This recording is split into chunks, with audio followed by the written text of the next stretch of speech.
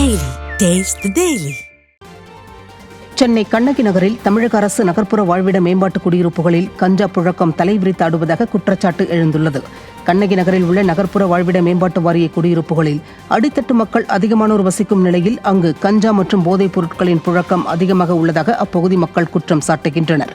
போலீசாருக்கு தெரிந்தே கஞ்சா விற்பனை நடைபெறுவதாக குமுறும் பொதுமக்கள் கஞ்சா விற்பனை கும்பலுக்கும் போலீசாருக்கும் டீலிங் இருப்பதாகவும் குற்றம் சாட்டுகின்றனர்.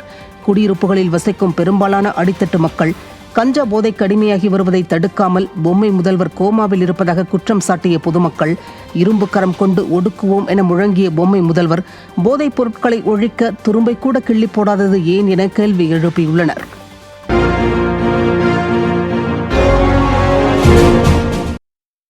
நாகையில் நடுக்கடலில் விசைப்படகு மீனவர்கள் தாக்கியதை கண்டித்து ஃபைபர் படகு மீனவர்கள் வேலைநிறுத்த போராட்டத்தில் ஈடுபட்டனர். செருதூர் கிராமத்தில் இருந்து கடலுக்கு மீன்பிடிக்க சென்ற ஃபைபர் படகு மீனவர்கள் மீது அக்கரைப்பேட்டையைச் சேர்ந்த விசைப்படகு மீனவர்கள் தாக்குதல் நடத்தினர். இதில் 3 மீனவர்கள் காயமடைந்து மருத்துவமனையில் அனுமதிக்கப்பட்டுள்ள நிலையில் தாக்குதல் சம்பவத்தை கண்டித்து செருதூர் பகுதி மீனவர்கள் ஒருநாள் வேலைநிறுத்த போராட்டத்தில் ஈடுபட்டனர். இப்போராட்டம் காரணமாக 400க்கும் மேற்பட்ட ஃபைபர் படகுகள் கரையோரம் நிறுத்தி வைக்கப்பட்டுள்ளன. ஃபைபர் படகு மீனவர்கள் மீது தாக்குதல் நடத்திய நபர்கள் மீது நடவடிக்கை எடுக்க கோரியும் உரிய நிவாரணம் அளிக்க கோரியும் போராட்டத்தின் போது முழக்கங்கள் எழுப்பப்பட்டன. சென்னை கோட்டூர்புரத்தில் நரிக்குறவர் மக்கள் வசித்து வரும் பகுதியில் அதிமுக ஆட்சியில் பராமரிக்கப்பட்ட பொது கழிப்பிடம் ஸ்டாலின் ஆட்சியில் பராமரிக்கப்படவில்லை என அம்மக்கள் வேதனை தெரிவித்துள்ளனர்.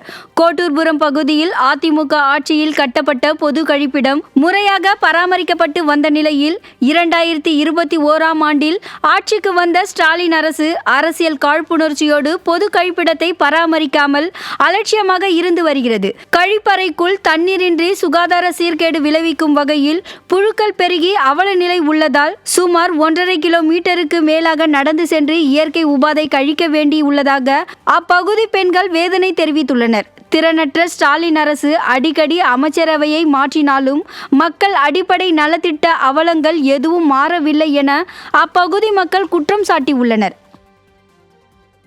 எங்கே தண்ணி மொண்டை உள்ள ஒரு அவசரத்துக்கு போகிறதுக்கு வெளியே போய் பாத்ரூம் இருக்கிறாங்க, அங்கேயே திட்டுறாங்க, அங்கேயே அசிங்கமாக சொல்கிறாங்க. ஒரு பொம்பளைங்களுக்கு ஏம்மா இந்த மாதிரி மானம் கட்டி வந்து கக்குஸ்கி இருக்கீங்க, அவங்க வீட்டுக்காரர் சொல்ல மாட்டாங்களா, எங்கள் பாத்ரூம் உங்கள் பாத்ரூம் கட்டிருக்கிறாங்களேம்மா, அது உள்ள தண்ணி இல்லையாம்மா அப்படி சொல்லி இந்த டாங்கி தண்ணி மொண்டி போய் உள்ளே போய் இருக்கிறது.